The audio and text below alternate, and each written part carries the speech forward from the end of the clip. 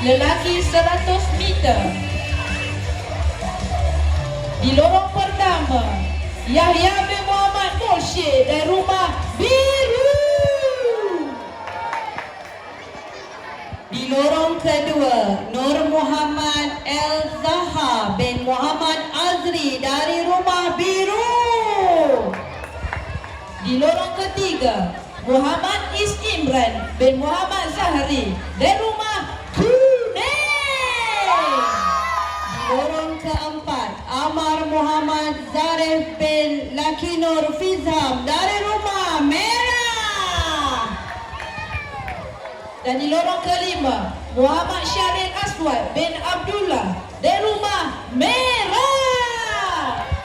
Di lorong keenam, Muhammad Al-Amin bin Muhammad Firdaus, Rumah Hijau. Di lorong ketujuh, Muhammad Naufal Mikael bin Nazaruddin, Kuning. Di lorong terakhir, lorong ke-8, Muhammad Naim Hakimi bin Muhammad Syukri, Hijau. Siapakah pelari terpandai?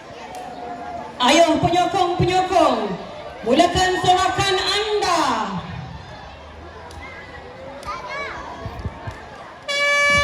Dan acara